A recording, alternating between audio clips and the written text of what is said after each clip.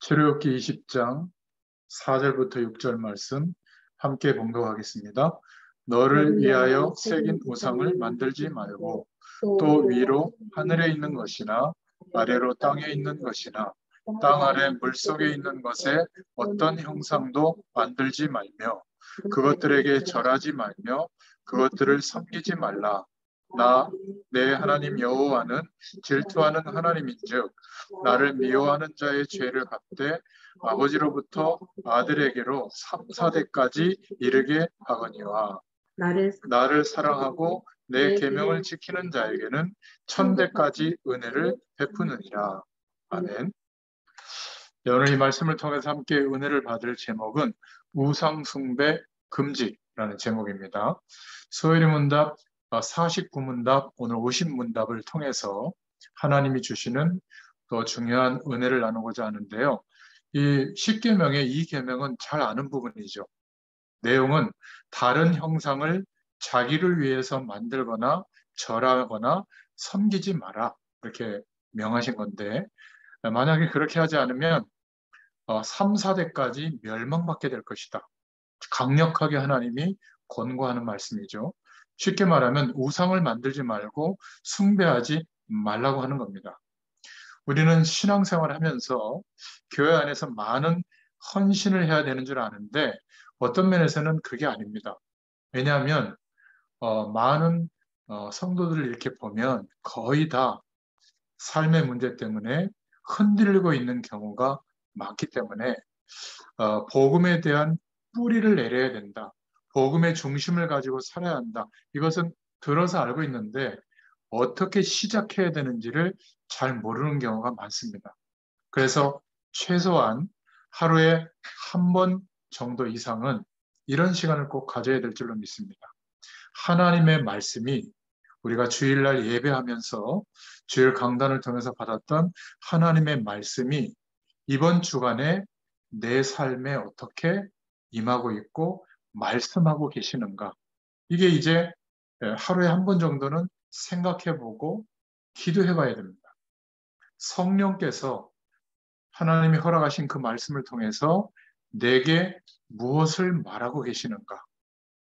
이 말씀이 우리에게 부딪혀 와야 이 말씀의 방향과 내용이 나를 움직이고 있어야 우리의 삶에, 내가 하고 있는 일에, 한 주일 동안의 삶에 하나님의 은혜와 축복이 나타나게 되어 있습니다. 아, 목사님 설교 은혜 되네, 감격스럽네, 이러고 지나가면 그거는 목사님의 믿음만 확인한 거지, 말씀을 통해서 하나님이 내게 깨닫게 해주시고 내 삶을 통하여 인도하시는 하나님의 은혜는 구체적이지 않고 그냥 지나가는 경우가 많습니다. 그러니까 주로 우리가 함께하는 사람들에게 말하는 내용이 여전히 내가 알고 있던 지식, 내가 경험했던 거, 힘든 얘기, 이런 얘기밖에 못하는 겁니다. 하나님의 말씀이 내 심령 안에 임한 내용이 있다면 이것을 이야기하고 서로 교제하겠죠. 그럴 때 굉장한 하나님의 역사가 일어나게 되는 겁니다. 두 번째로는 그러니까 감사하다, 이게 아니라 하나님이 나에게 이번 주간에 또 하루 동안에 이렇게 말씀을 통해서 삶을 통해서 함께 하시는데 이것을 어떻게 나와 함께하는 사람들에게 좀 알려줄 수 없을까? 전해줄 수 없을까를 전하라, 이 말이 아닙니다. 생각해보고 고민해봐야 됩니다. 하루에 한 번 이상은 이 중요한 축복과 은혜가 어떻게 전달될 수 있을까? 저는 이 신림동에 오면서 항상 우리 함께 말씀을 들으시는 우리 어머니 집사님에게 내가 전달하는 말씀이 어려울 수도 있는데 어떻게 하면 우리 어머니 집사님의 심령 속에 전달되도록 말씀을 심부름할 수 있을까? 이거를 꼭 생각하거든요. 그렇다고 또 어머니 집사님 같은 분에게만 전하는 게 아니라 우리 박 집사님이나 서 집사님이나 또 우리 권사님이나 또 이 말씀을 영상으로 듣는 분들도 있기 때문에 어떻게 하면 하나님의 뜻과 계획을 전달할 수 있을까? 이걸 생각합니다. 여러분도 마찬가지예요. 그냥 전도하라, 전도에 들고 막 직장에서 막 예수 믿으라고 하라, 그게 아니라 이 중요한 축복을 어떻게 전달할 수 있는 방법이 없나 하고 하루에 한 번 정도는 그 이상은 생각해 보는 시간이 있어야 됩니다. 그러면 하루를 살고 잠자리에 들기 전에 하나님이 어떻게 응답하셨는지를 깨닫게 됩니다. 하나님을 모르는 사람들은 세상에서의 삶이 성공되는 것만 목적이죠. 그래서 혹시 신앙생활과 종교생활을 하더라도 구원받지 못한 분들은 어떻게 신앙생활을 하냐면, 종교생활을 하냐면, 내가 세상에서 잘 되고 성공하고 행복된 삶을 사는 그 목적을 이루기 위해서 말씀도 붙잡고 기도도 하고 예배도 드리는 겁니다. 쉽게 말하면 영적인 축복과 내용을 희생시켜서 육신의 삶이 잘 되도록 하는데 목표가 맞춰져 있습니다. 그런데 그리스도의 의를 힘입어서 하나님의 구원의 축복을 정말 회복한 사람, 하나님의 자녀들은 어떻게 하루를 살죠? 하루의 모든 육신적인 삶을 통해서 하나님이 약속하신 축복이 어떻게 우리에게 이루어지고 있는지를 발견하는 것이 삶의 목적이에요. 더 성공하고 더 잘되고 문제 해결받는 것은 사실은 하나님이 그거 알고 계시다는 거죠. 또 언제든지 1초만 역사에도 그런 문제를 해결할 수 있는데 진짜 하나님이 우리에게 허락하시려고 하는 축복은 영원한 축복입니다. 그래서 쓰는 단어가 추상적일 수밖에 없죠. 시공간을 초월하는 하나님의 능력, 하늘 보좌의 축복, 생명으로 역사하는 축복, 이런 표현을 쓰는 겁니다. 그러니까 그 축복 안에는 육신적인 삶도 들어가 있지만 우리가 육신의 삶이 나아지고 행복해지고 성공되기 하기 위해서 예수 그리스도께서 죽으시고 하나님이 성령으로 역사하시고 시공간을 초월하는 능력으로 역사하시는 내용이 아니에요. 늘 제가 쉽게 설명을 드리잖아요. 내 가방에 10억 정도의 현찰이 있으면 늘 하루 종일 다닐 때마다 의식하고 그거를 막 신경 쓰고 살 겁니다. 그런데 왜 우리는 살아계신 하나님께서 거룩한 영 성령으로 우리 안에 우리와 함께하고 계시는데도 하루 종일 살아가는데 그 어마어마한 축복을 기대하거나 의식하거나 신경 쓰지 않고 사느냐 그 말이에요. 문제가 오거나 어려움이 오거나 답답한 일이 생기면 왜 죽겠다고 생각하고 끝났다고 생각하냐 그 말이에요. 그건 하나님 없는 사람이에요. 하나님이 함께 하시지 않는 인생이거든요. 하나님이 함께 하시다면, 하나님이 그래서 허용한 일들이라면, 우리는 죽음의 문제까지도 영원한 천국이 보장되어 있기 때문에 우리는 거기에서 끝나는 것이 아니죠. 영원한 하나님의 생명의 축복이 본격적으로 시작되는 시간이 죽음 이후의 세계죠. 살아있는 동안에 일어나는 그 어떤 문제도 하나님이 함께 하시는 이 축복을 훼손할 내용이 없는 겁니다. 이것을 의식하고 살아가는 거예요. 그러니까 힘들더라도 하나님이 함께하고 계시는 것이 믿어진다면 견딜 수 있는 겁니다. 하나님을 바라보는 삶, 24시간 하나님을 의지하는 삶을 하나님이 원하세요.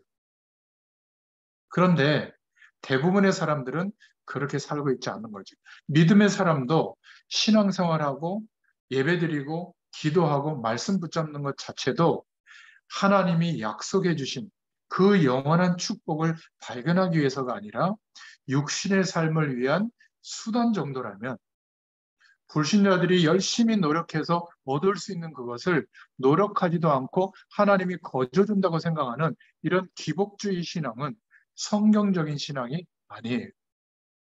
우리는 하나님께 영광이 되지 않는다면 건강도 회복해달라고 기도 안 할 수 있어야 되는 겁니다. 크로스비 여사는 소경되었을 때 하나님의 영광의 축복을 경험했거든요. 그래서 수많은 가사와 찬송시를 작곡했습니다. 지금도 찬송가 안에 많이 들어와 있죠. 하나님께 마지막에 어떻게 적극적으로 기도했냐? 하나님, 내 눈을 뜨지 않게 해주십시오. 우리는 건강하게 해달라고 기도하는데 이 크로스비 여사는 내 눈이 안 띄어지게 계속 해주세요. 왜냐하면 눈을 뜨게 되면 세상에 좋은 것들이 딱 들어올 거 아니에요. 그러니까 눈 감고 있어도 하나님의 영광을 내가 체험하고 누렸는데 굳이 눈을 떠서 하나님의 영광을 따라가지 않고 세상을 따라가게 된다면 차라리 눈 안 뜨는 게 더 좋습니다. 이렇게 고백할 정도입니다. 역사의 시간마다 복음을 회복한 하나님의 시간이 왔을 때 순교의 시간이 다 왔거든요. 우리나라도 마찬가지입니다. 일제시대에 신사, 나라 전체가 귀신의 세력에게 붙잡아서 그 능력으로 다른 나라를 침공하고 막 세계를 정복하려고 하는 그런 욕심에 불탔던 그런 신사에 참배하게 했을 때 대부분의 교회 지도자들은 성도들은 신사 참배했습니다. 일제시대 때. 근데 저 고신축 교단의 소수의 목회자들만 순교당하면서도 신사 참배를 거절했죠. 하나님이 그 순교의 피를 받으시고 이 대한민국과 한국교회를 축복하시는 거예요. 우리의 태도와 중심을 보면 하나님의 진노를 받아 마땅한데도 이유 없이 항상 하나님은 이 민족을 축복해 나가시는 겁니다. 단 한순간도 예외가 없이 하나님이 역사하시는 거예요. 뭐 선거 결과 때문에 이쪽이 되면 좋고 이쪽이 되면 좋고 그런 거 없습니다. 하나님은 전능자시기 때문에 누구를 통해서도 어느 쪽을 통해서도 하나님의 일을 이루세요. 우리는 그거를 믿고 이제 하나님께서 허락하신 분들을 두고 기도하면 됩니다. 하나님의 역사에 달라. 그래서 말씀이 내게 어떻게 임하고 있는가 이것을 생각해보고 묵상해보는 시간을 한 번 이상 꼭 가져보시기 바랍니다. 이게 복음의 뿌리를 내리는 겁니다. 대단한 메시지를 듣고 대단한 기도를 통해서 어떤 수준과 경지에 도달하는 것이 아니라 누구나 매일 실천할 수 있는 복음의 뿌리가 내린 시작이 되기를 바랍니다. 그리고 그 축복을 혼자만 알고 있는 게 아니라 어떻게 하면 내 삶 속에 부딪혀온 사람들에게 전달해 줄 수 있을까를 생각해 보세요. 알게 해주세요. 그래서 내가 부족한 대로 하나님 만나야 돼요. 예수 믿어야 됩니다. 하나님 살아계세요. 이렇게 말하는데 그 말에 하나님의 권능이 임하는 겁니다. 그래서 구원의 시간표가 된 사람에게 복음이 전달되도록 하나님이 문을 열어주시는 거지. 목회자처럼 막 청산 뉴스로 막 설교를 잘한다고 해서 말씀을 잘 외워서 전달한다고 해서 복음이 전달되는 것은 아닙니다. 그러니까 내 하루의 삶을 통하여 한 주일의 삶을 통하여 하나님이 어떻게 응답하셨는지를 이 사람은 알게 돼요. 그러니까 그 모든 결과를 통해서 살아계신 하나님께서 내 삶의 방향을 어떤 방향으로 인도하시는지가 보여지게 돼 있습니다. 이게 제목으로 붙잡아지게 되는 겁니다. 이 방향이 없기 때문에 돈을 따라가고 외모를 추종하고 성공을 따라가고 건강을 따라가고 자녀 잘 되는 것을 따라가고 똑같이 사는 거거든요. 그러니까 어마어마한 하나님의 영광이 임하고 있는데도 불구하고 삶의 내용은 하나님 몰랐을 때랑 비슷한 겁니다. 여전히 힘든 상황이 계속되는 겁니다. 그래서 하나님이 우리를 착하게 만들고 성공되게 하고 잘 되도록 하는 목적보다 그리스도의 의가 우리에게 임해서 예수님이 죽으시고 부활하신 그 축복 때문에 이제는 이 영원한 하나님이 함께하는 은혜와 축복이 실제가 되도록 하시는데 바꿔야 될 거 아니에요? 어떻게 바꿉니까? 세상하고 담쌓고 성경책만 보고 기도만 하고 그게 아니에요. 삶을 사는데 예전에는 대단한 능력과 대단한 업적과 결과가 와야만 전도하고 선교하는 줄 알았는데 그게 아니라 하나님께서 말씀으로 이렇게 인도하시는 거예요. 내 주변에 이렇게 복음의 영향이 필요한 사람이 많구나. 하나님의 응답과 그 방향으로 순종하면서 보니까 저는 그렇게 생각했어요. 엄청난 성공을 하고 엄청나게 많은 사람을 만들어서 그들과 함께 전도하고 섬겨야 되는 줄 알았는데 하나님의 일은 하나님이 우리에게 깨닫게 하신 사명은 하나님이 이루신다는 것을 믿게 된 겁니다. 고달프게 내가 막 그걸 만들어서 해야 되는 게 아니라는 걸 알았어요. 성경은 전부 하나님이 하셨어요. 그 인생을 하나님이 들어서 역사한 것밖에 없는 겁니다.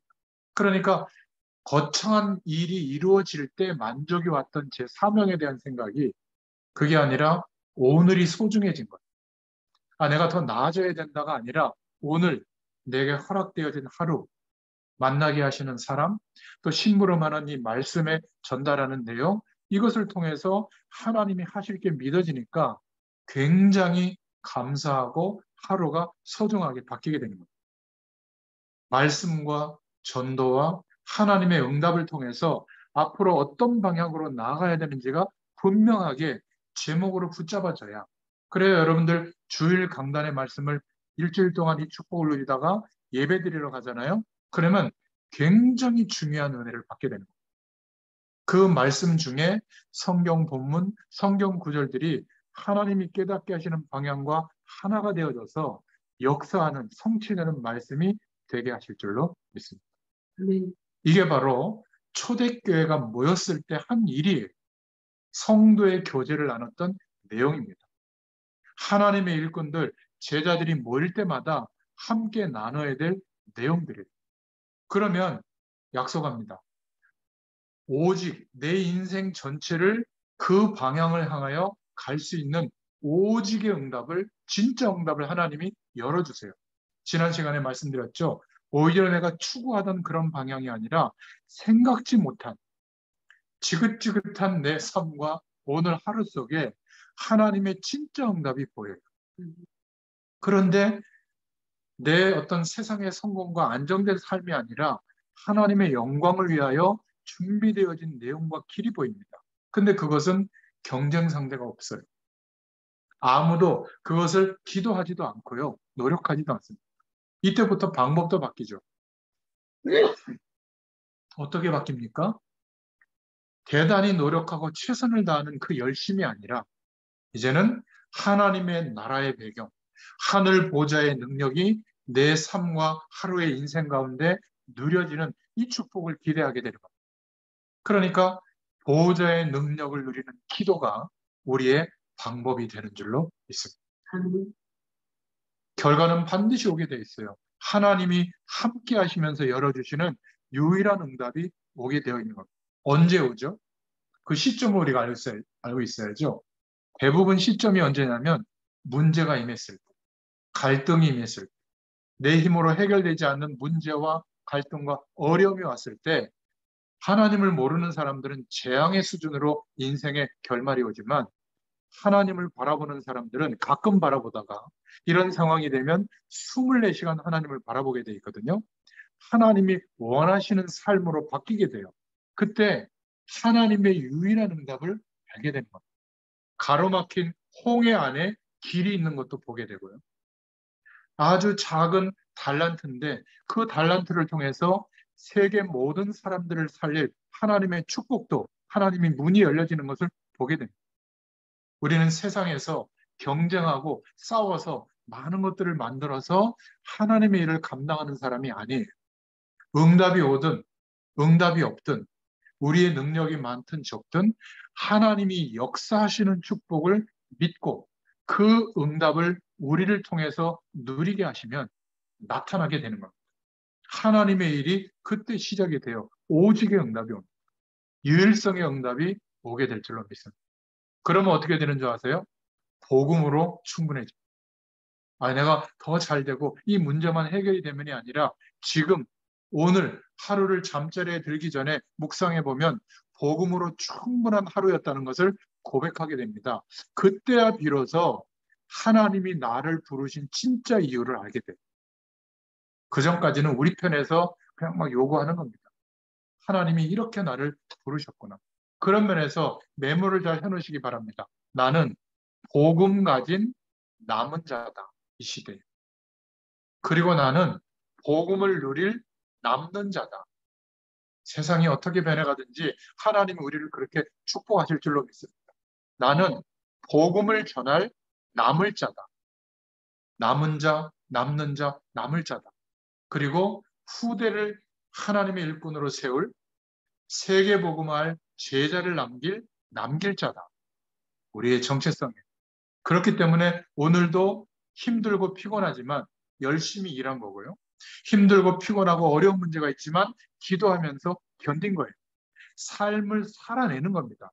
그런데 스트레스 받고 열등감 느끼고 막 자괴감 속에서 사는 게 아니라 하나님의 능력으로 살아내는 거예요. 하루를 사는데 이 속에 모든 응답이 회복이 되는 거예요. 이런 축복이 있기를 축원드립니다. 그런데 왜 이게 실제가 안 되죠? 우상을 섬기고 있어서 그래요.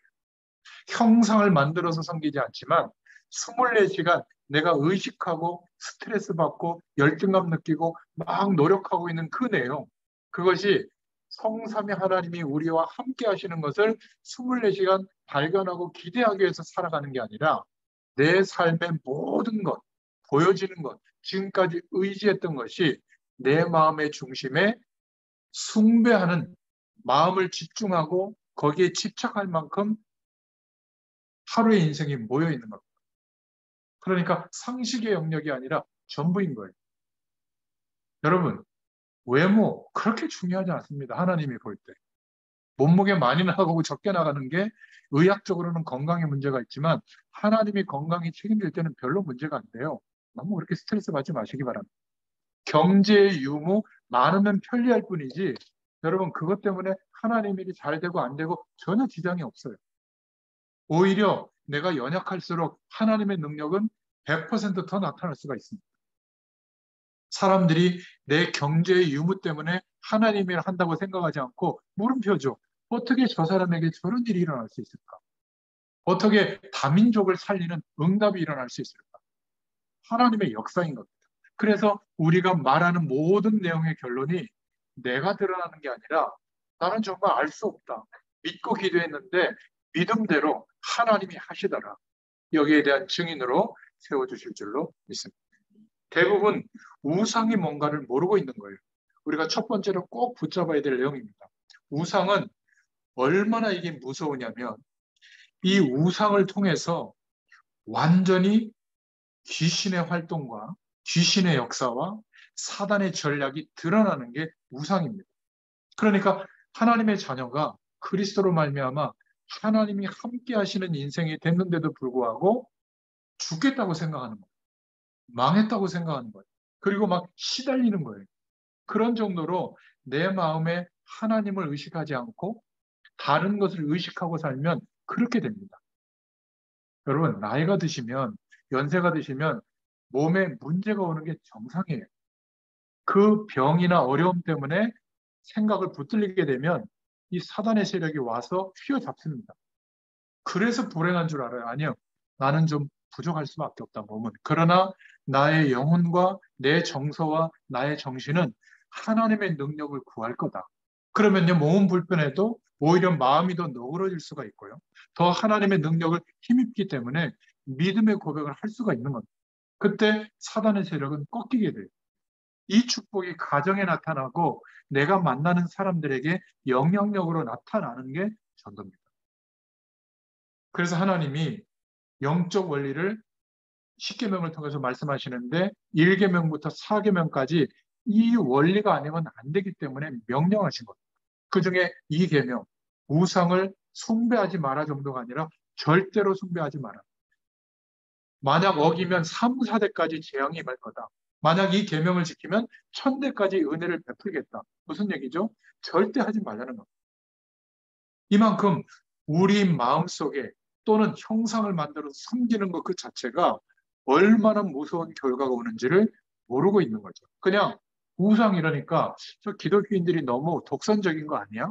자기들만 옳다고 하는 게 아니야? 그 말이 아닙니다. 하나님은 이것 때문에 질투까지 하신대요. 오늘 말씀해 보니까. 이 질투라는 단어의 투자는 우리 여성분들이 화가 나서 돌멩이 던진다는 투자거든요. 질투할 때 투자. 그러니까 우스갯소리로 우리 젊은 여성들은 나만 사랑해달라고 하잖아요. 그거 안 해주면 막 돌도 튀는 행동을 한대요. 중년 여성분들은 다른 거 신경 쓰지 말고 모든 거를 나를 위해서 쏟아부어라. 그렇게 한답니다. 그렇게 안 하면 막 화낸대요. 그런데 할머니 되신 여성분들은 다 귀찮으니까 남은 재산 다 나한테 돌려줘라. 안 그러면 화내신다. 그런 질투가 아니에요. 하나님이 하시는 질투라는 이 표현은 망하지 말라는 거예요. 하나님이 뭘 요구하시는 게 아니라 망하지 말라고 우상을 금지하십니다. 왜냐하면 우상 숭배할 때 사단의 전략이 나타나고 귀신의 역사가 일어나기 때문에 그렇습니다. 그러니까 각 나라마다 어마어마한 신전을 만들고 정치 지도자들이 모든 백성들을 하나로 만드는 게 우상이고 신전이고 그거를 통해서 다른 나라에게까지 영향을 미쳐서 완전히 재앙이 오는 대표적인 게 뭐죠? 전쟁. 이름을 거론해서 죄송하지만 푸틴이라는 그분은 나이도 꽤 있고요. 재산이 뭐 160조라고 그래요. 160조면 뭘 그렇게 바랄 게 있겠습니까? 그냥 은퇴해서 그냥 사시지.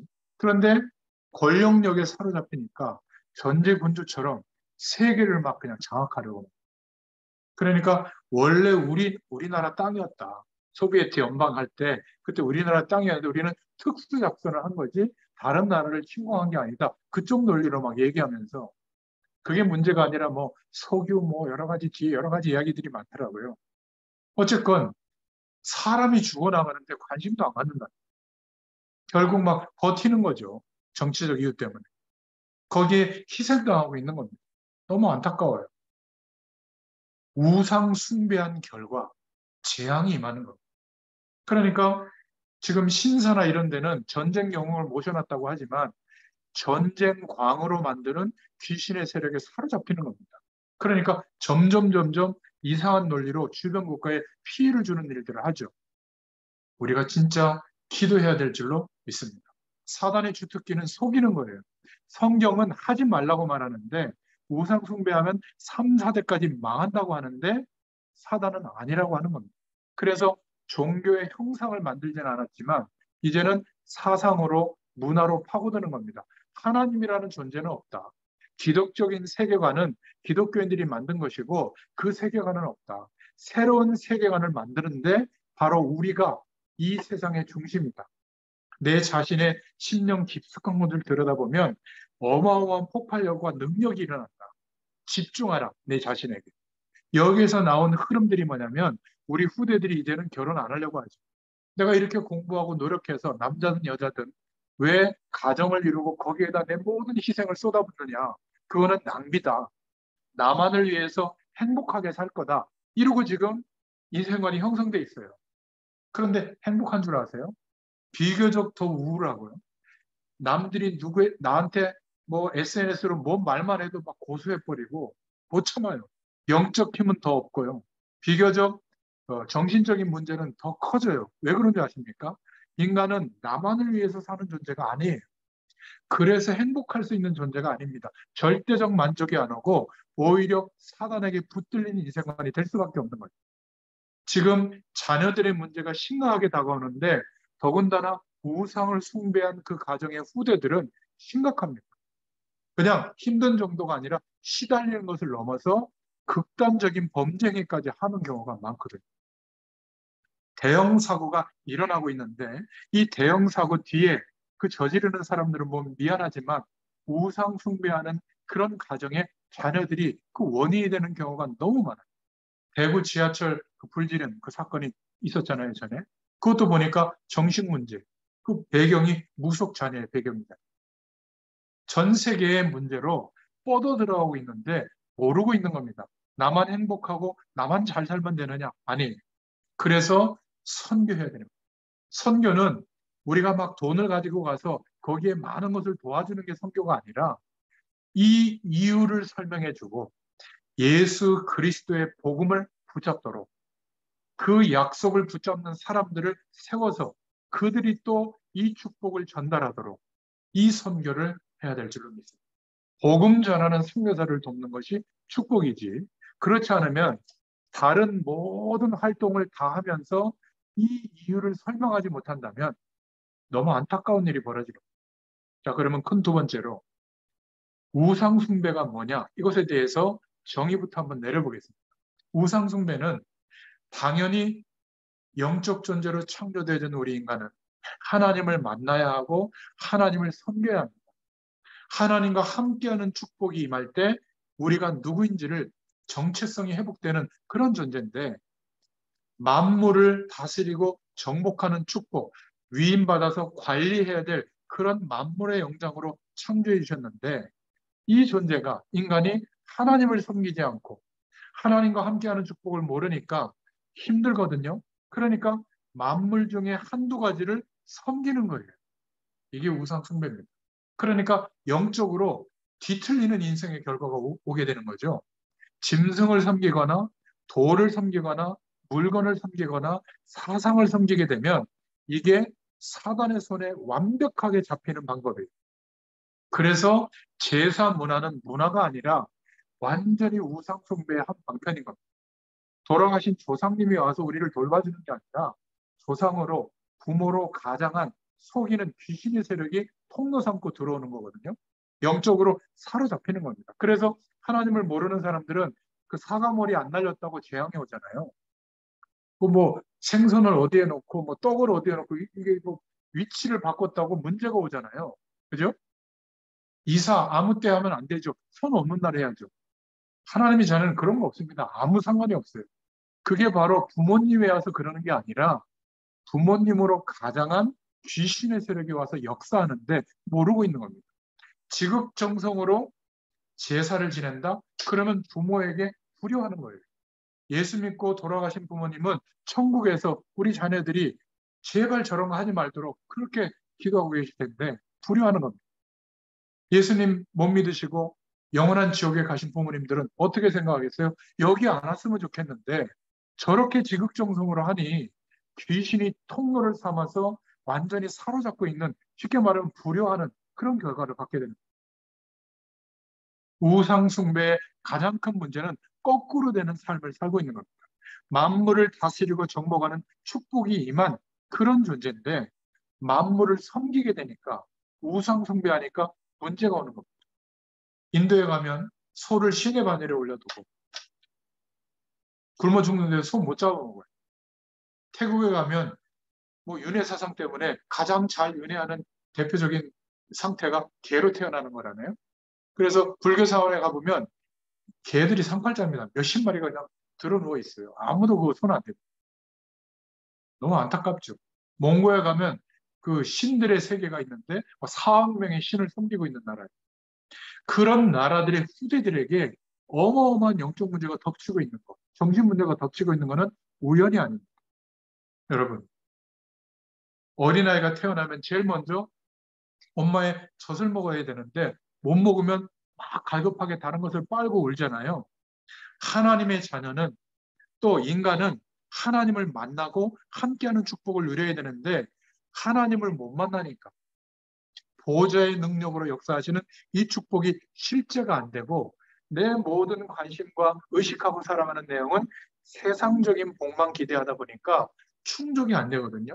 그래서 뭔가 더 적극적으로 하는 행위가 우상숭배, 엉뚱한 것을 빨고 있는 겁니다. 갈급해하고 있는 거예요. 그걸 보고 우상숭배라고 하는 겁니다. 대표적인 것이 종교가 바로 그 우상. 복음이 없는 교회도 우상숭배입니다. 적극적으로 말하는. 세속주의가 교회 안에 들어와서 세상적인 복을 받기 위해서 하나님이 도와준다라고만 말한다면 그거는 세속화된 겁니다. 우리는 어떤 때는 어느 시점에서는 세상적인 복이 아무리 좋아도 거절할 만큼 하나님의 영원한 축복이 우리의 목적이 되어야 될 줄로 믿습니다. 그것이 자랑이 아니라 하나님이 함께하는 은혜가 자랑이 되도록 그렇게 하나님이 우리를 인도하시는 줄로 믿습니다. 골로새서 3장 5절부터 6절에 보니까 그러므로 땅에 있는 지체를 죽이라. 곧 음란과 부정과 사욕과 악한 정욕과 탐심이니 탐심은 우상숭배니라. 이것들로 말미암아 하나님의 진노가 임하는 세상에서 우리가 깨닫게 된 경험, 알게 된 지식들, 그래서 성공할 수 있는 대단한 방법들, 또 재미와 쾌락과 행복을 추구할 수 있는 많은 내용들, 그것이 복음의 기준보다 하나님의 약속을 믿는 믿음보다 위에 올라오면 하나님이 진노하신다는 거예요. 특별한 사상, 신념, 우리 인생을 끌고 가고 있는 내용, 그것도 우상숭배다. 기억하시기 바랍니다. 그래서 오늘 본문에는 형상을 만들어서 절하지 마라. 틀림없이 사단과 귀신의 영향이 오고 후대들에게 반드시 영적 문제가 옵니다. 이게 전 세계의 문제이기 때문에 우리를 복음 속에 부르셔서 이 사명을 깨닫도록 지금까지 은혜를 주시는 줄로 믿습니다. 그래서 다른 사람 보고 이 축복을 전달하라고 하는 게 아니라 그리스도의 능력을 소유한 우리 보고 전도하라고 했고 우리 보고 선교하라고 말씀하고 있는 겁니다. 자, 그렇다면 세 번째로 오늘 중요한 문제는 출애굽기 20장에 있는 우상 숭배하지 말라는 이 말은 이 전체적인 말이 아니라 단순하게 형상을 만들어서 섬기지 말라라고 말하고 있죠. 이 당시 출애굽한 이후에 광야길을 걸어가는 동안에 적용해서 하나님이 말씀하신 건데 한번 기도 제목을 붙잡아 보면요. 애굽에 살던 동안에 다산 풍요를 상징하던 애굽의 우상들을 버리라는 거예요. 거기에서 완전히 벗어나라는 거죠. 그리고 광야길 가는 동안에 주변 강대국들이 섬기고 있는 우상의 배경에 넘어가지 말라는 겁니다. 그리고 종착점인 가나안 땅에 철기 문명을 이룬 가나안에 들어가면 전부 우상인데 거기에 넘어가지 말도록 하나님께서 우상을 절대 숨기지 마라. 3, 4대까지 망할 것이다. 그렇지 않고 이 약속을 기억하고 하나님을 바라보면 천대까지 복을 허락하겠다라고 굉장히 심각하게 말씀하고 있는 겁니다. 형신도 한 사람이, 전문인 한 사람이, 우리 랩넌트 한 명이 우상 숭배가 어떤 것인지를 알면 모든 부분에 많은 것들이 깨달아지게 됩니다. 만약에 우상 숭배를 하고 있으면 내가 하나님을 의식하지 않고 세상의 배경을 의식하고 기대하는 그것을 가지고 24시간 살아가면 사단의 세력, 귀신의 세력이 무엇을 하는지도 모르고요. 영적 문제가 어떻게 덮치는지도 몰라요. 왜 내가 이렇게 시달리고 집착하는지도 모릅니다. 빠져나오는 길을 모르잖아요. 전도와 선교는 꿈도 못 꾸죠.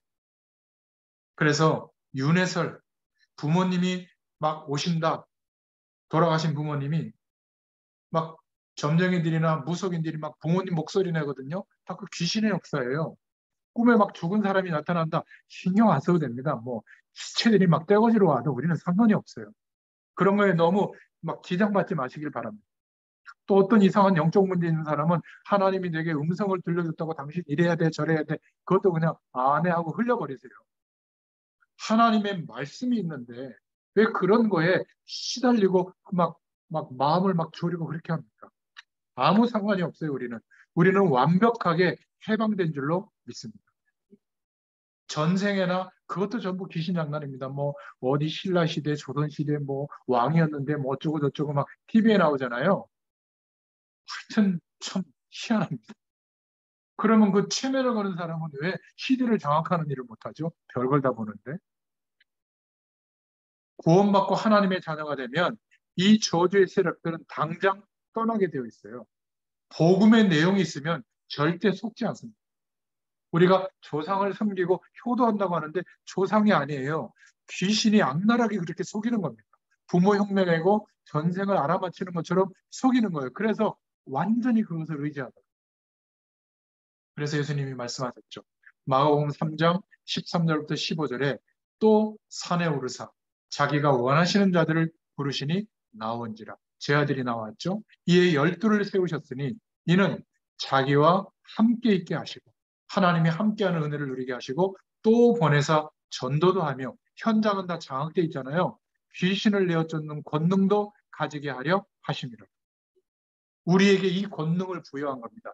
믿음을 가지고 기도할 때 저주의 세력이 꺾이게 될 줄로 믿습니다. 이거를 모르면 전 세계가 계속 죽어가게 되는 거죠. 그래서 하나님이 엄하게 절대로 하지 마라. 3, 4대까지 망하게 된다. 이 눈만 열려도요. 흑암 세력은 도망가게 될 줄로 믿습니다. 우리는 그리스도 안에 있기 때문에 아무 상관이 없어요. 끝난 줄로 믿습니다. 제가 어떤 집에 추석날 추도 예배 좀 드려달라고 해서 추석 예배 갔는데 깜짝 놀랐어요. 물론 집사님 되신 지 얼마 안 된 뭐 초신자급 되시는 분인데 상을 차렸는데 과일 머리를 다 날려놨더라고요. 이렇게 순서 맞춰가지고 이렇게. 제가 왜 그러는지 알죠. 아, 그래도 목사님 섭섭해서 이렇게 차렸대요. 부모님 생각하면서 차렸다고. 여러분 그렇게 섭섭합니까? 부모님이 오셔서 그 음식 드시는 것 같아요. 귀신을 못 섬기는 게 귀신을 초대하지 못한 게 그렇게 섭섭합니까? 추도 예배는 드릴 필요 없어요. 이미 천국에 계시고 이미 예수 못 믿었다면 지옥에 계세요. 아무리 예배를 잘 드려도 지옥에서 천국으로 옮길 수가 없어요.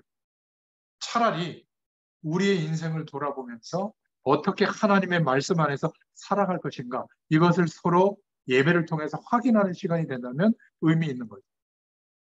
저는 제사도 안 지내고 추도 예배도 안 지내는데 망합니까? 전혀 상관이 없어요. 혹시 이 말씀을 듣는 새신자분들 중에 아직도 막 섭섭하고 못해가지고 힘드신 분이 있다면 완전히 끝내시기 바랍니다. 아무 상관이 없어요. 또 이렇다고 그 명절에 고향도 안 내려가고 귀신이 제사하는데, 귀신이 영광 받는데 거기에 내가 와가는, 그러지 마시고요. 우리는 아무 상관이 없으니까 조금 일찍 가서 설거지도 하고 음식 만드는 것도 돕고, 그 제사 지내는 귀신을 섬기는 음식인데 아무 상관이 없어요, 우리는. 그리고 용돈 조금 더 준비해서 부모님 살아계시면 미리 탁 찔러드리고, 다른 형제들보다 더 많이. 혹시 장손이 있는 그 형수님, 뭐 이렇게 형님이 이렇게 일하고 있으면 끝나고 돌아올 때 한 10만 원쯤 해서 이거 목욕이나 하세요. 이러면요, 나중에 뭐 내가 예수 믿기 때문에 절은 못합니다. 정말 하나님께 우리 가문을 위해서 기도하겠습니다. 이러면요, 부모님이 막아주고요, 그 큰 형님이 막아줘요. 종교는 자유인데 그냥 두시라고. 그리고 우리는 한 30년, 한 세대가 30년이거든요. 장기 계획을 세우고 기도하는 겁니다. 갈 때마다.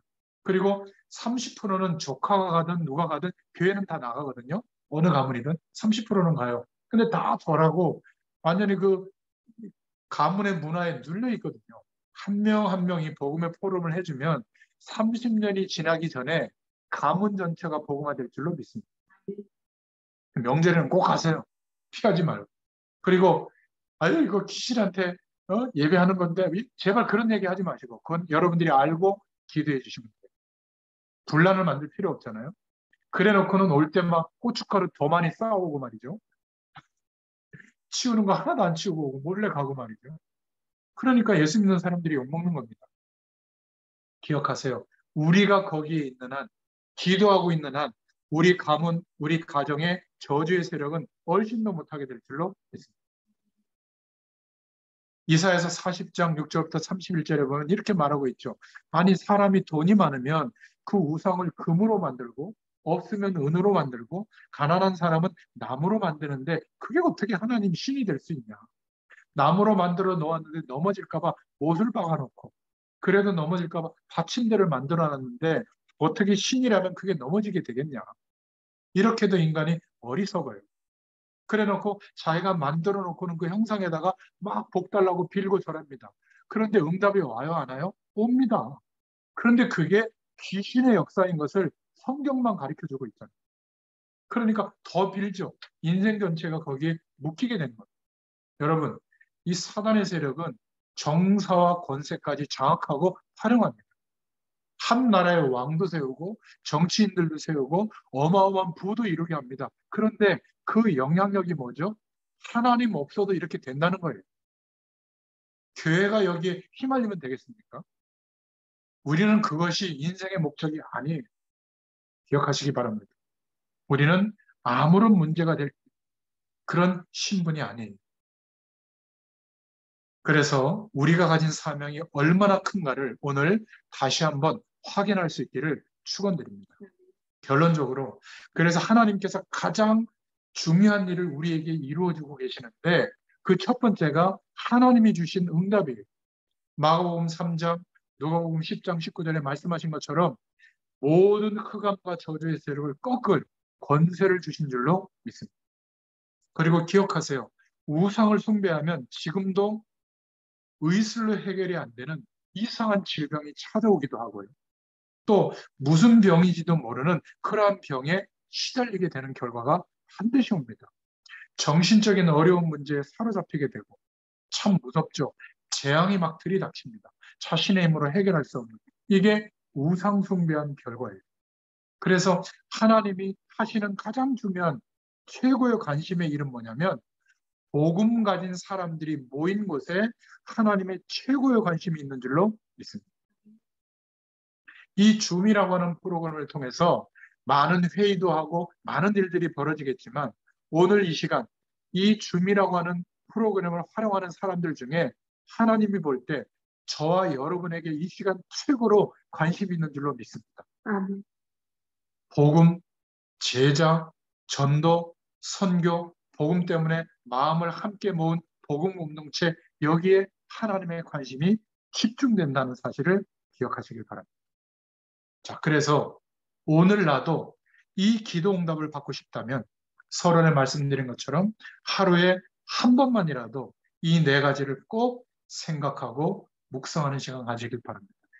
지금 나에게 있는 하나님의 말씀이 무엇인가? 특별하게 막 메시지 안 들어도 됩니다. 여러분 섬기는 교회 주일날 선포해 주신 목사님을 통해서 선포해 주신 강단의 말씀을 붙잡고 묵상해 보세요. 하나님께서 응답해 주실 겁니다. 이렇게 매일매일 하나님의 말씀을 묵상해 보면 여러분 속에 와 있는 그 말씀이 가족도 변화시키고 현장도 변화시키고 또 그 은혜와 축복이 이제 이 사람들에게 어떻게 전달이 될까? 되든 안 되든 매일 한 번 이상 전도에 대해서 생각해 보시기 바랍니다. 그러면요, 우리에게 누려지는 이 응답이 말로가 아니라 영적으로 영향력으로 전달이 됩니다. 우리의 현장에 알게 되도록 하나님이 역사해 주세요. 그러면 그 다음에 하나님이 한 주일 동안에 또는 하루를 마감하면서 내게 주신 응답이 뭔지를 알게 됩니다. 이건 지식과 상관이 없어요. 이러면 하나님이 주시는 축복이 발견이 되니까 진짜 감사가 나옵니다. 그러면서 내가 어떻게 살아야 할지, 내일은 어떻게 인도받아야 될지, 올 한 해 동안 어떤 방향으로 내가 나아가야 될지, 나의 하나님이 부르시는 날까지 평생의 방향이 무엇인지 미래를 깨닫게 됩니다. 이게 바로 제자의 삶이에요. 하루를 견디고 살아내는데 부족함이 없이 하나님의 능력으로 이 축복을 누리다 보니까 견고한 믿음의 사람으로 변화되게 될 줄로 믿습니다. 초대교회가 현장을 정복한 성경적인 방법이에요. 제가 30년 동안 현장에서 하나님이 만나게 해주신 분들을 섬겼던 방법입니다. 제자로 섬겼던 방법이에요. 쉽죠? 그래서 말씀 운동이 답이에요. 이 축복을 저는 매일 설명하고 또 여러분들에게 전달하고 있는 겁니다. 정리하겠습니다. 저와 여러분의 가정 그리고 우리 자신들은 이런 저주의 배경에서 완전히 빠져나온 줄로 믿습니다. 그렇다면 이 하나님의 약속을 가지고 있으면 이 응답을 가지고 있으면 우리의 삶의 모든 현장에 하나님의 역사하심이 나타나게 될 줄로 믿습니다. 변화가 일어나는 거예요. 이걸 보고 전도라고 합니다. 여러분들이 안 믿고 있겠지만 우리 자신이 이 축복을 매일 누리고 있잖아요. 우리의 삶 속에서 우리의 하루 속에서 하나님은 우리의 인생을 들어서 전 세계 땅끝까지가 변화되어지는 선교의 축복으로 하나님이 역사해 주실 줄로 믿습니다. 우상을 숭배하지 마라. 이 계명은 간단한 계명이 아니라 우리가 응답받을 신앙생활의 최고 축복의 메시지인 줄로 믿습니다. 그래서 복음으로 충분한 우리 한 사람이 되도록 우리의 모든 삶을 통해서 매일매일 하나님의 부르신 이유가 더욱 분명해지는 그런 은혜가 있기를 축원드립니다. 하나님 감사합니다. 오늘도 주의 말씀을 허락해 주시고 하나님께서 함께 하시는 은혜를 베풀어 주셔서 감사합니다. 하나님의 말씀이 우리에게 임하고 있는데 그 말씀이 붙잡아지고 그 말씀의 성취가 일어나도록 역사하여 주옵소서. 이 축복이 나와 함께하는 사람들에게 나타나도록 전달되도록 그 방법에 대해서 고민해보고 하나님께 기도하게 하여 주시고 하루의 삶을 통하여 한 줄의 삶을 통하여 하나님이 어떻게 응답을 하셨는지 알 수 있고 보여지게 되도록 은혜를 베풀어 주시기를 소원합니다. 우리가 인도받아야 될 방향이 분명해지도록 하나님께서 은혜를 더해 주실 줄로 믿습니다. 감사드리며 예수님의 이름으로 간절히 축복하고 기도하옵나이다. 아멘. 감사합니다.